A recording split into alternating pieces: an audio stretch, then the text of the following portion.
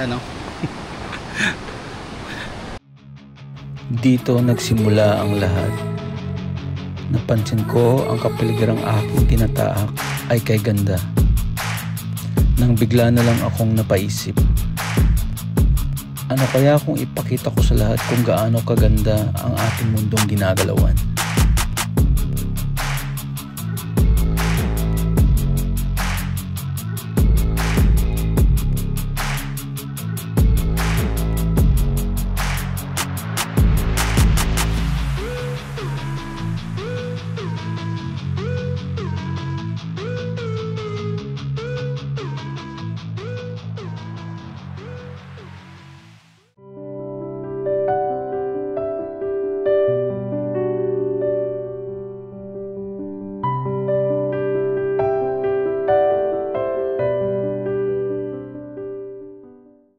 This video is sponsored by Pepper Water Refilling Station. Garantisadong malinis na tubig para sa lahat. Located at 160 Santo Niño, Santo Tomas, Pangasinan.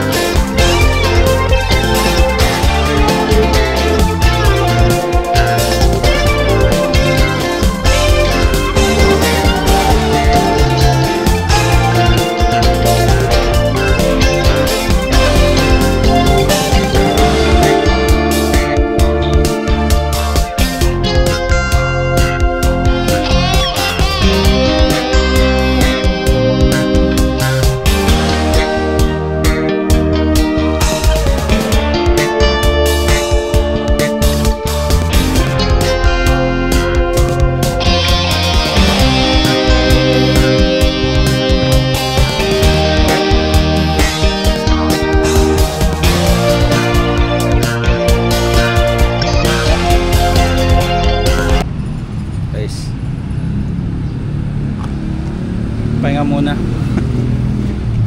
Malapit naman ang mga 20 minutes pa. So stop over muna tayo. Masakit na yung buli ko. So kung makikita nyo yung daan guys, dire-diretso lang naman siya. Ang ganda nga nung daan, di ba, kung nakita nyo sa video. Dumaan tayo ng papuntang Nueva Vizcaya Road.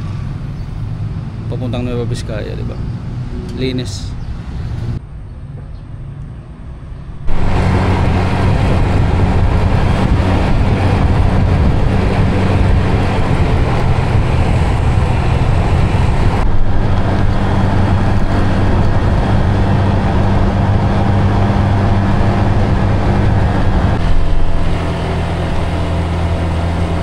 So guys, nagbayad tayo ng 30 pesos na fee, entrance fee doon sa falls.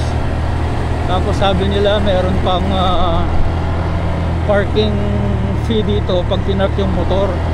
Ganda rito guys, kung makikita nyo, puro bundok, puro mga puno. Puro nakaka-relax talaga. Sarap. So check na lang natin pagdating natin doon. Ganda oh, parang nasa Baguio.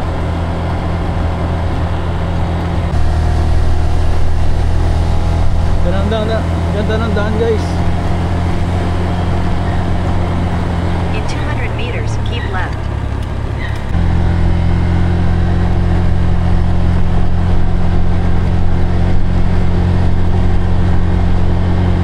Ganda dito. Ganda ng daan, ganda ng paligid. So guys, nakaring na tayo, nagbayad lang tayo ng parking doon, tapos pinark lang natin yung motor doon. So sabi nila 15 minutes pa raw na lakad dito. Kung makikita nyo, andyan na yung mga tubig, nakikita ko ng tubig, kaso lang daw yung falls is ano pa sa dulo. So check natin. So bali merong registration fee doon sa may hinintuan natin, sa may parang barangay hall nila doon. Then dito parking fee lang na 10. So 30 plus 10, 40 pa lang naman nilalabas natin. So ay ganda, kita nyo oh, ganda, grabe. Tapos yung dadaanan mo para kapag nag-hike mag-hike ka pa dyan, yung inahikan natin, diba? Nasa Pangasinan lang to guys, pero ang ganda. Kita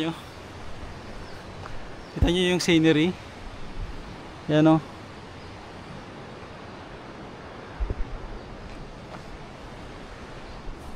Ito yung daanan papunta ron, yung trail marks para tayong mag-hike ulit. So tungtungin lang natin to. Naririnig ko na yung yung agos ng tubig, pero sabi nila yung falls nasa dulo daw, andun daw yun. So check natin.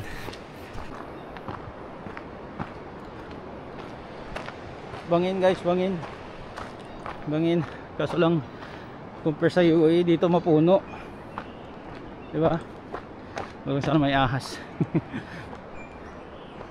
Ganda sir, ang ganda. The F.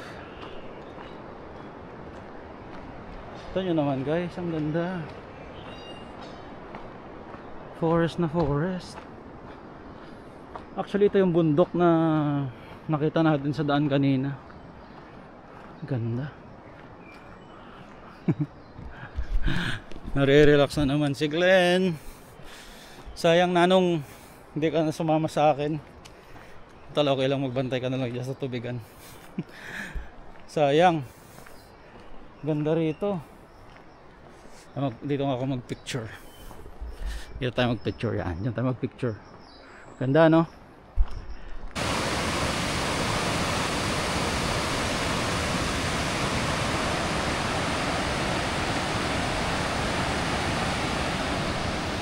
Ganda no?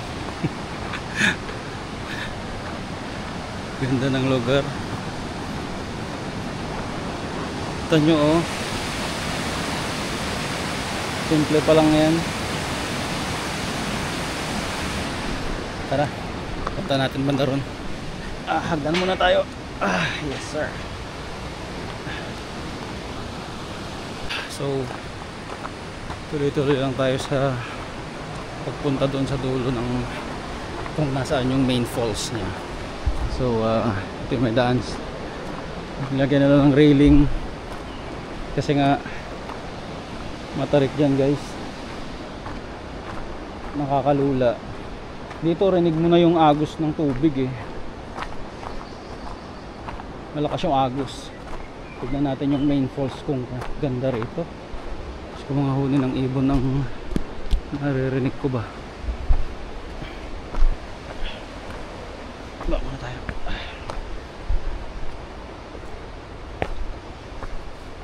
Yan. So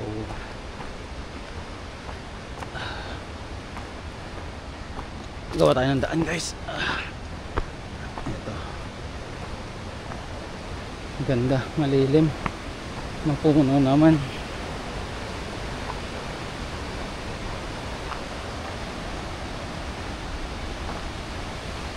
Lakas nung huli ng tubig, yung mga agos niya. Ito nyo naman.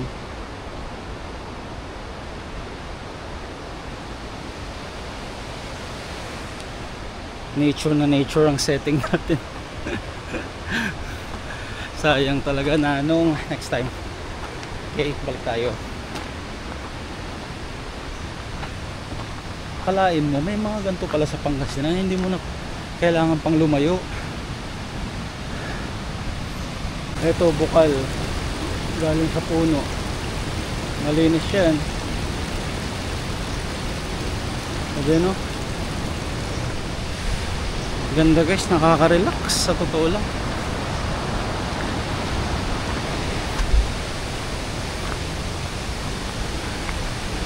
Ito, hagdan na naman. Cut lang tayo. So guys, nakita nyo yung falls. Ganda nung dami naliligo. Sarap maligo. Picturean ko muna. Saka tayo baba.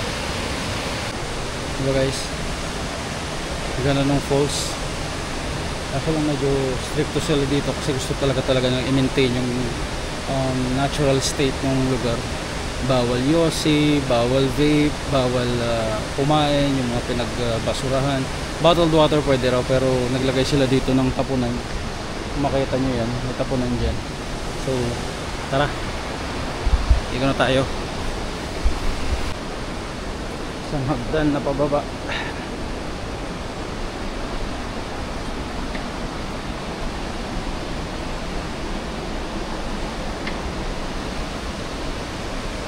Isang hagdan na pababa, then okay na.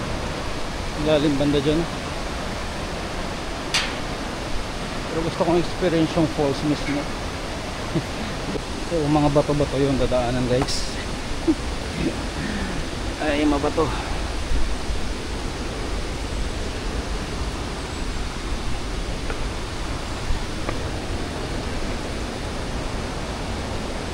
Bato-bato. May ninilagon dito. Pero malalim to. Punta sa mababaw.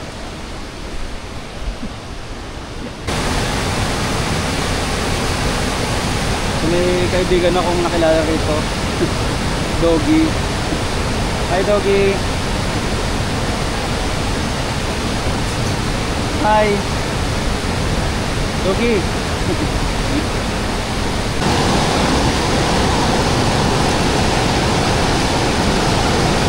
Parang bathtub na to guys, oh. Hi Doggy. Hi. Ligo ka?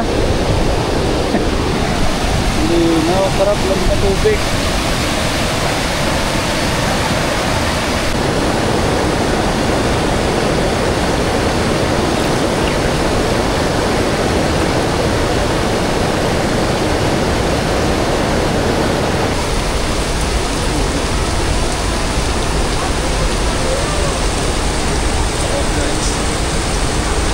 Umuulan lang.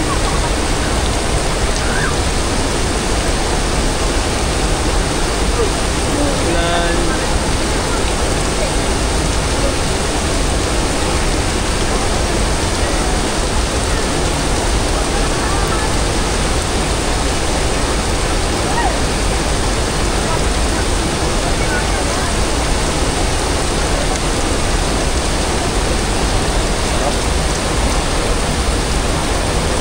Makita nyo guys, dyan yung nandito lang tayo sa gilid. Ito yung post ng garden pag meron nagbabantay. Then makita nyo, dyan na yung post. Dyan yung nagsasading na nagsasading.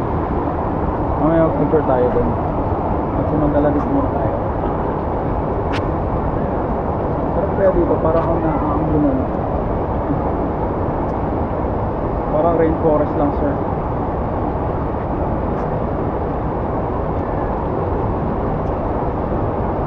Ang lamig ng tubig guys. Dito ako sa gilid niya.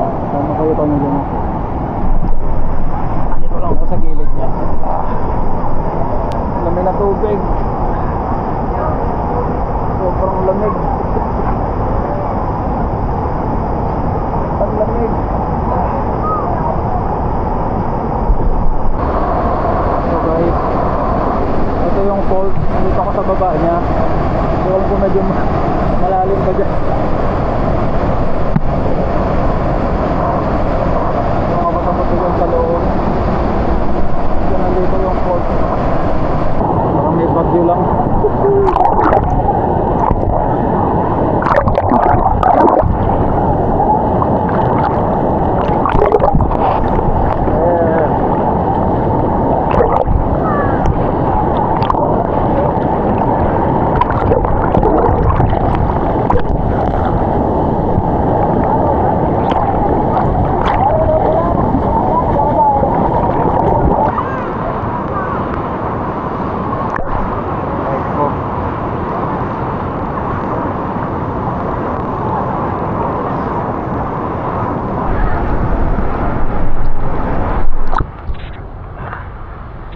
lang tayo doon sa tuktok guys, then magpapatuyo tayo.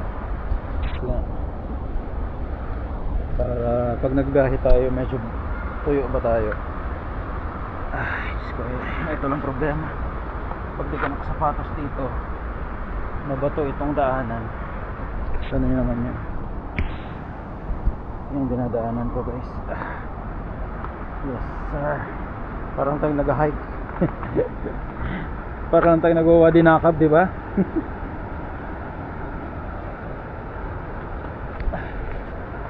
Dulas sa mga bato. Okay, kanina nakasapatos pa ako eh.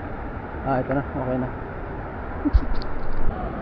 So papatuloy lang tayo saglit. So andun yung falls guys. Makita nyo, andun yung falls. So dadalo yan papunta dyan. Then dito meron siyang konting reservoir ng tubig bago dumaloy doon papunta roon sa dulo doon sa nadaanan natin kaninang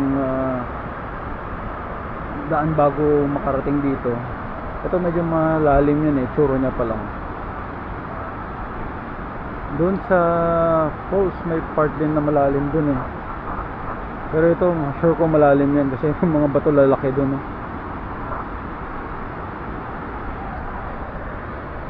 Pero so far safe naman siya. Safe naman, may nagbabantay. Then matao. Yun nga lang medyo mahigpit sila. Mahigpit sila kasi nga syempre gusto nilang i-preserve yung kung ano man yung nadatnan dito, tsaka kung ano yung ganda ng lugar. So bawal yung mga pagkain, bawal yung mga yosi, mga vape, diba? Para sa kalikasan talaga. So far nakaka-amaze. Mare-recommend ko to na maganda puntahan. Mag-plan lang kayo, then pwede naman tubig. Pwede dalhin dito bottled water. So pagkain, kain na lang kayo bago dumating dito. Then that's it. Ako nagpapatuyo lang ako, then mamaya saka na lang ako kakain dyan sa labas. Actually meron akong dalang saging, pinabaon ni Priscilla. Kaso lang ay iniwan ko ron sa pinagparkan ko dun kay Maverick kasi nga bawal daw talaga, may naninita, may nanguhuli. So sundin na lang ating rules, wala namang mawala eh. Sundin nating rules, then enjoy na lang ating lugar.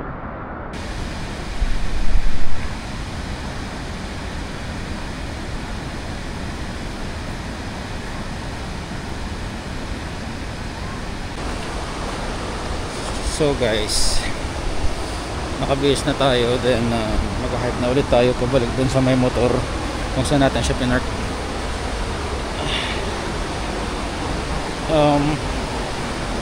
Okay yung lugar. Ang takeaways ko is pumunta kayo na maaga kasi kagaya kanina medyo anong oras na ba? Alas 12 na rito, dumadami yung tao. So mas maaga, mas better kasi nga less pa yung tao, hindi crowded, makapunta ka saan mo gusto puntahan dun sa may falls, maganda magpicture.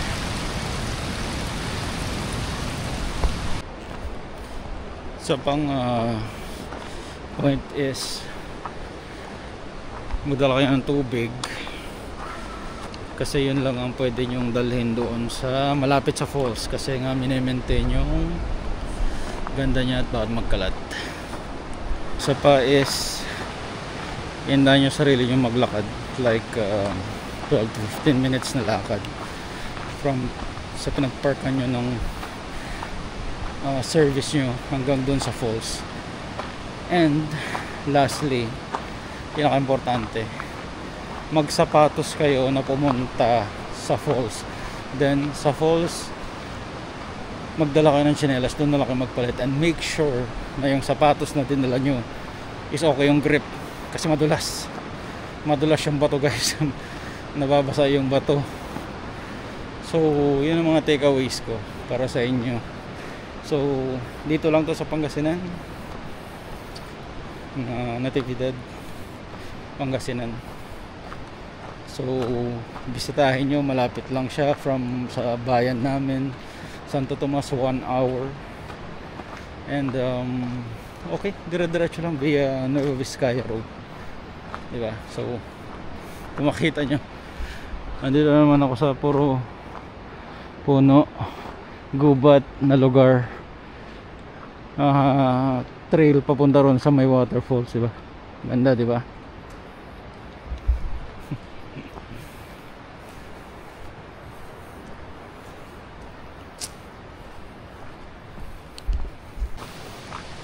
So malapit na tayo dun sa pinagparkan ng motor natin. Magpicture lang tayo dito sa may arc, may arco dyan, tapos may signage. Picture lang tayo, then kaya ng konti, then uwi na tayo. Gantay na si Erinyo dun sa Priscilla. So guys, napainit lang natin yung motor, then gora na tayo. So ang ganda ng lugar, well maintained. Ang parang nakulangan lang ako yung space para sa mga dumadayo doon, kasi nagiging crowded yung falls doon sa paligid ng falls. Habang dumadami yung tao, naging crowded siya. Then walang proper na lalagyan ng mga gamit, so sa mga bato lang iniwan lang namin doon. Safe naman, wala namang mangunga doon kasi may nagbabantay doon. Then malilim naman, kaso dapat may mga gawin din silang mga upuan, develop pa nila, pero okay siya, diba? Nagtaka nga ako kasi sa Pangasinan pala mayroon yung mga gantong lugar na pwedeng puntahan. Ang ganda, nakaka-relax yung lugar. Enjoy nyo lang ng lugar, i-maintain nyo lang lahat ng mga rules na pinapatupad nila is sundin nyo lang, kasi nga syempre kailangan nilang i-maintain yung tourist spot nila rito. Yung mga tao friendly, ginaguide ka naman nila, diba? Approve guys, really ganda. So sabi ko nga lagi sa mga vlogs ko, be kind. Kanina doon may mga bata na bumababa, tinulungan ko lang, tapos sinabisuhan ko lang na ingat kasi nga yung mga bato doon madudulas tsaka malalaki, mga loose na yung iba. So be kind always, and see you sa mga susunod na adventure. Take care. Sa bawat isa sa atin, may mga pagkakataong parang ang bigat ng mundo ay nasa ating balikat. May mga araw na tila hindi sapat ang ating lakas, na kahit anong pagsubok natin ay hindi pa rin natin naabot ang ating inaasam. Ngunit sa kabila ng lahat ng ito, may isang mahalagang paalala na hindi dapat mawala sa ating isipan. Patuloy tayong sumulong. Ang pag-usad ay hindi laging mabilis. Hindi ito isang takbuhan kung saan kailangan mong mauna.